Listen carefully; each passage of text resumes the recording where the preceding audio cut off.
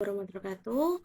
Perkenalkan, saya Marina Resna Dewi dari kelas AK 605 dengan mata kuliah Digital Auditing 1 dengan NIM 2024030010212550. Jadi kali ini saya akan meresensikan tentang memahami asersi dalam laporan keuangan.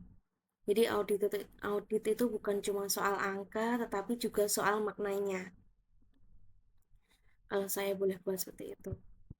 Jadi agenda kita ada banyak ya, ada pembuka, ada apa itu asersi, mengapa perlu diaudit, ada penggolongan asersi, makna asersi itu sendiri, kategori asersi, asersi gabungan, hubungan asersi dan audit, risiko salah saji, ada contoh kasus, refleksi, kemudian yang terakhir ada kesimpulan. Jadi pembukanya, jadi laporan keuangan itu ialah cermin perusahaan. Tapi seberapa jernih cermin itu, disinilah peran asersi diuji. Jadi kalau kita sebagai investor, yang kita lihat pertama kali ialah laporan keuangannya. Jadi laporan keuangan itu ibarat cermin perusahaan. Apakah benar, apakah ada coretan-coretan, apakah kotor, apakah bersih, itu diibaratkan seperti cermin perusahaan laporan keuangan itu. Jadi apa itu asersi? Jadi asersi itu merupakan representasi atau pernyataan yang dibuat oleh manajemen perusahaan secara eksplisit, secara terang-terangan, maupun implisit secara tersirat mengenai tentang pengakuan, pengukuran, penyajian, dan pengungkapan berbagai unsur dalam laporan keuangan. Jadi mengapa perlu diaudit laporan keuangan itu? Karena auditor itu tidak bisa memeriksa semua hal. Fokusnya auditor itu hanya pada asersi yang dibuat oleh manajemen perusahaan tersebut. Jadi contoh pertanyaan auditor, benarkah piutang ini benar-benar ada? Gitu ya. Tujuan audit ialah untuk menguji kebenaran dari asersi-asersi yang dibuat oleh manajemen perusahaan.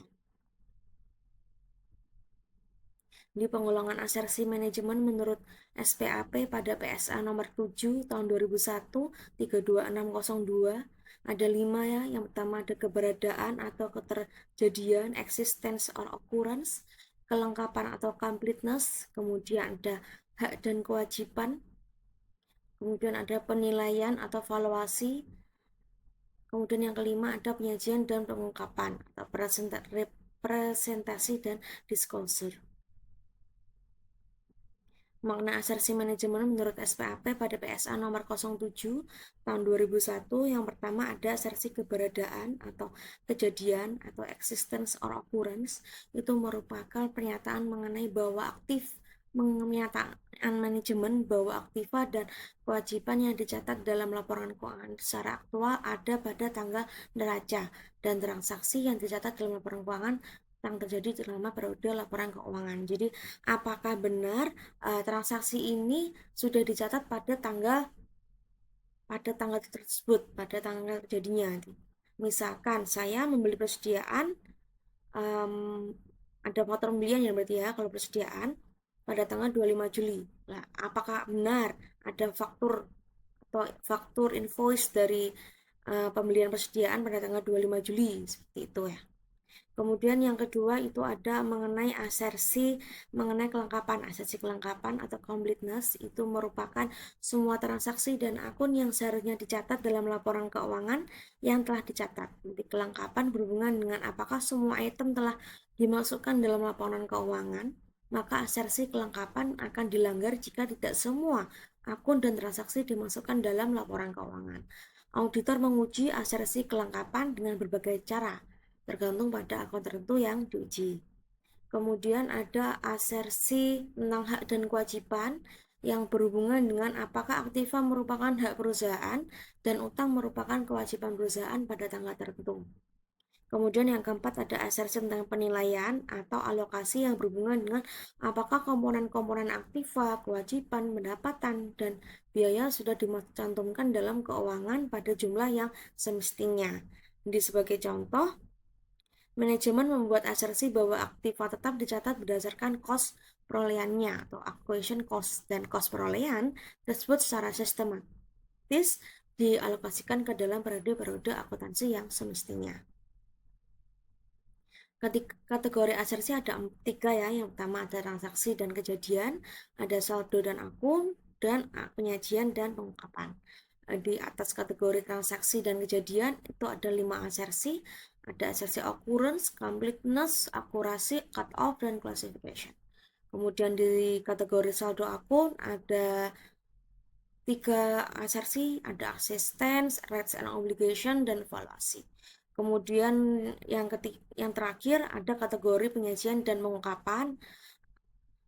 Ada ini representation dan occurrence ya, bahasa Inggrisnya. Ada 6 asersi yang diuji, ada occurrence, right and obligation, completeness, classification, understandability, akurasi dan classification, akurasi dan valuasi.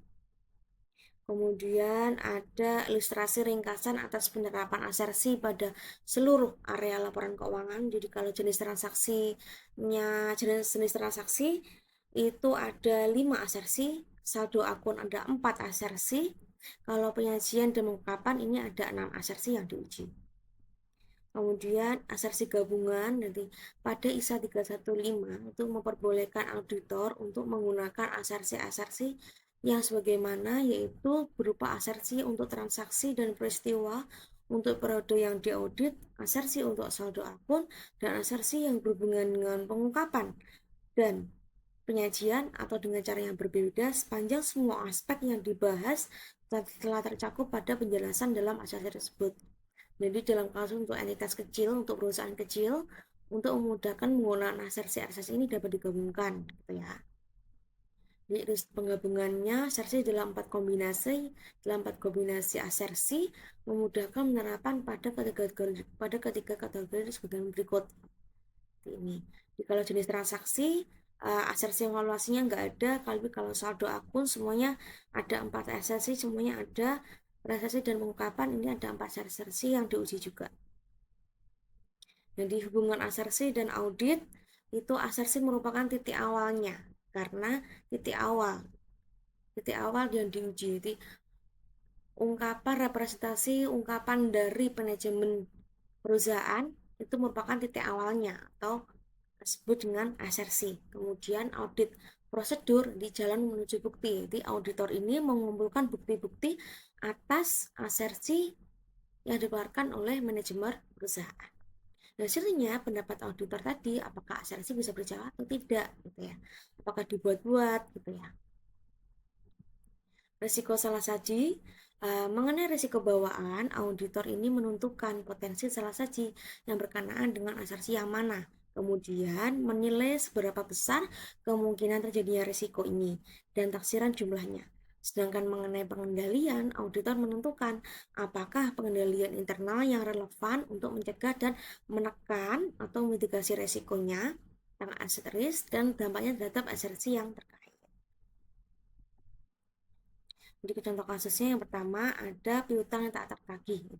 PT Nusantara Elektronik melaporkan piutang usaha sebesar 4,2 M dalam laporan keuangan tahun 2023. Dalam catatan atas laporan keuangan, manajemen menyatakan bahwa seluruh piutang tersebut dapat ditagih atau collectible dan tidak perlu cadangan kerugian piutang.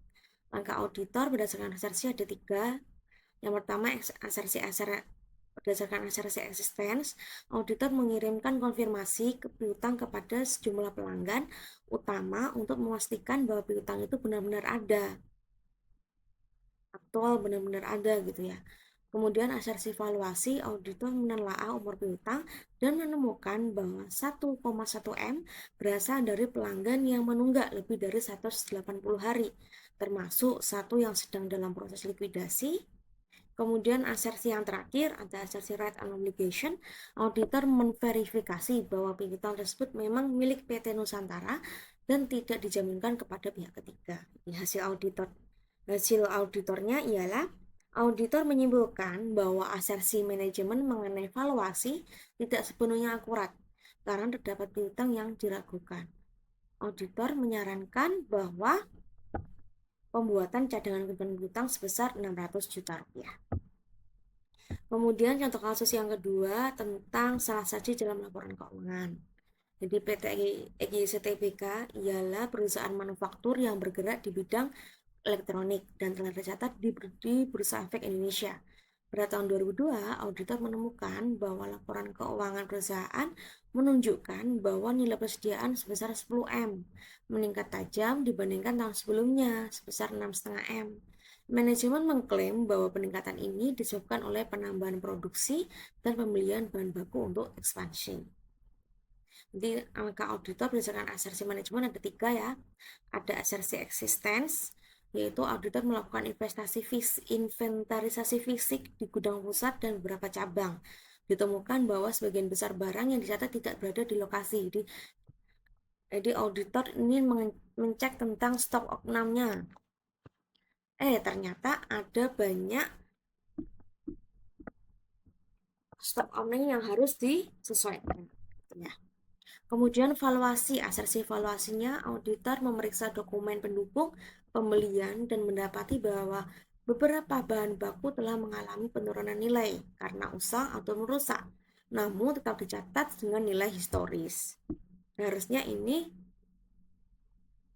jurnal penyesuaian ya, dimasukkan ke dalam jurnal penyesuaian. Nanti akan mengurangi nilai persediaan.